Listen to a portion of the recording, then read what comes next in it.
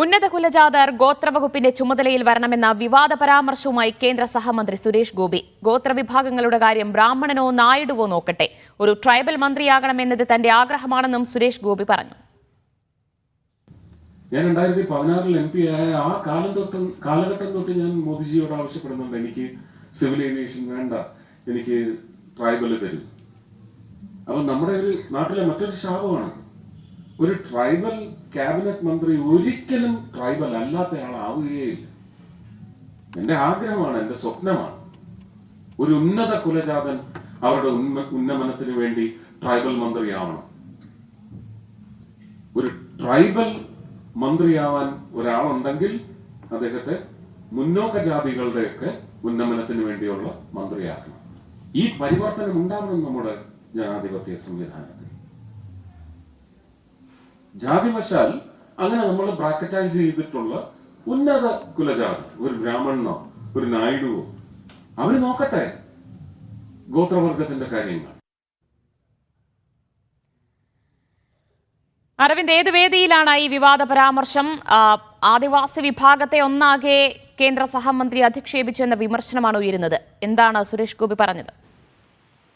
ദിവ്യ, ഡൽഹി മയൂർ വിഹാറിൽ തെരഞ്ഞെടുപ്പ് പ്രചാരണത്തിന്റെ ഭാഗമായി നടന്ന പ്രസംഗത്തിലായിരുന്നു സുരേഷ് ഗോപിയുടെ വിവാദ പ്രസ്താവന. പ്രധാനമായും സുരേഷ് ഗോപി അവിടെ ചൂണ്ടിക്കാണിച്ചത് ഒരു ട്രൈബൽ മന്ത്രിയാകണമെന്നത് തന്റെ ആഗ്രഹമാണ്. ആദിവാസി വിഭാഗത്തിന്റെ ഉന്നമനത്തിനായി ഒരു ഉന്നത കുലജാതൻ ട്രൈബൽ മന്ത്രിയാകണമെന്നാണ്. പക്ഷെ നമ്മുടെ നാടിന്റെ ശാപം എന്ന് പറയുന്നത് ഒരിക്കലും ട്രൈബൽ ക്യാബിനറ്റ് മന്ത്രി മറ്റൊരു വിഭാഗത്തിൽ നിന്നുള്ള ഒരാൾ ആകില്ല എന്നതാണ്. എന്തായാലും ഈ വിഭാഗത്തിന് കൂടുതൽ ഉന്നമനം വേണമെങ്കിൽ ഉന്നത ജാതിയിലുള്ള ഒരാൾ വരട്ടെ എന്നായിരുന്നു സുരേഷ് ഗോപി പ്രസ്താവന നടത്തിയിരിക്കുന്നത്. പ്രധാനമായും ബ്രാഹ്മണനോ നായിഡുവോ നോക്കട്ടെ ഗോത്ര വിഭാഗങ്ങളുടെ കാര്യം. ഇതുകൂടെ തന്നെ മുന്നോക്ക വകുപ്പുകളുടെ ചുമതല ഗോത്ര വിഭാഗക്കാരന് നൽകണമെന്നായിരുന്നു സുരേഷ് ഗോപിയുടെ ഒരു അഭിപ്രായ പ്രകടനം ഈ തെരഞ്ഞെടുപ്പ് പ്രചാരണ വേളയിൽ ഉണ്ടായത്. എന്തായാലും വലിയ രീതിയിലുള്ള വിവാദമാണ് ഇതിന് പിന്നാലെ ഉയർന്നിരിക്കുന്നത്. സുരേഷ് ഗോപി ആദിവാസി വിഭാഗങ്ങളെ അപമാനിച്ചുവെന്ന പ്രതിപക്ഷ പാർട്ടികളും അതുപോലെ തന്നെ ഈ ആദിവാസി വിഭാഗത്തിൽ നിന്നുമുള്ളവരും ഇപ്പോൾ പ്രതികരിച്ചിരിക്കുകയാണ്. രാഷ്ട്രപതിയെ അപമാനിക്കുന്ന നിലപാടാണ് സുരേഷ് ഗോപിയുടെ പ്രസ്താവനയെന്ന് കെ രാധാകൃഷ്ണൻ MP പ്രഖ്യാപിക്കുന്നു. നമുക്കറിയാം, ഗോത്ര വിഭാഗ വകുപ്പിന് ചുമതല ഗോത്ര വിഭാഗത്തിൽ നിന്നുള്ളവർക്ക് നൽകുന്നതെന്ന് പറഞ്ഞാൽ ആ വിഭാഗങ്ങൾ നേരിടുന്ന പ്രശ്നങ്ങളും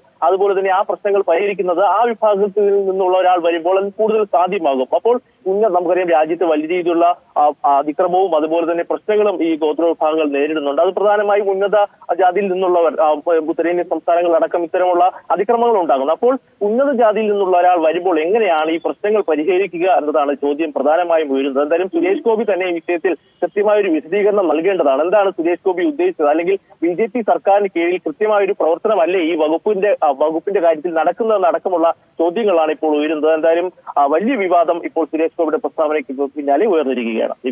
സുരേഷ് ഗോപിയുടെ വിവാദ പ്രസ്താവന ചർച്ചയാവുകയാണ്. വലിയ വിമർശനം പല കോണുകളിൽ നിന്ന് ഉയർന്നു വരികയാണ്. ആദിവാസി വിഭാഗത്തെ ഒന്നാകെ തന്നെ അധിക്ഷേപിച്ചു എന്ന തരത്തിലുള്ള വിമർശനങ്ങളും ഉയർന്നു വരുന്നു. PR അരവിന്ദാണ് വിവരങ്ങൾ നൽകിയത്.